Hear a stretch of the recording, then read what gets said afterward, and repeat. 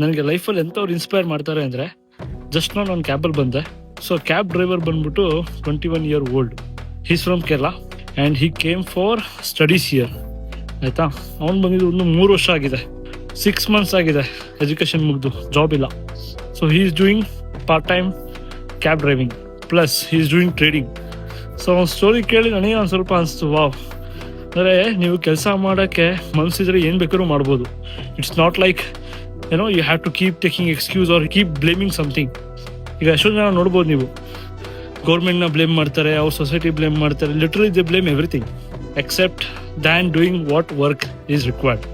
ಆಯಿತಾ, ಈ ಹುಡುಗನ ನೋಡಿ ನನಗೆ ಒಂದು ಸೆಕೆಂಡ್ ಇನ್ಸ್ಪೈರ್ ಮಾಡಿದ. ತುಂಬ ಸಿಂಪಲ್ ಆಗಿದ್ದಾನೆ. ಅವ್ನು ಹೇಳ್ತಾ ಇದ್ದಾನೆ ಇಂಗ್ಲೀಷಲ್ಲಿ, ನನಗೆ ಅಲ್ಲೋದ್ರೆ ಆರ್ಡ್ರ್ ಬರೋಲ್ಲ, ಇಲ್ಲಿ ಬರುತ್ತೆ. ಹಿ understood now wear he will get orders and he is working very hard. I wish him all the best bro. ನೀನು ಸೂಪರ್, ನೀನು ಸಖತ್ತಾಗಿ ಪ್ರೋಗ್ರೆಸ್ ಮಾಡ್ತೀಯ. ಯಾಕಂದರೆ ನಿನ್ನಲ್ಲಿ ಆ ಛಲ ಇದೆ.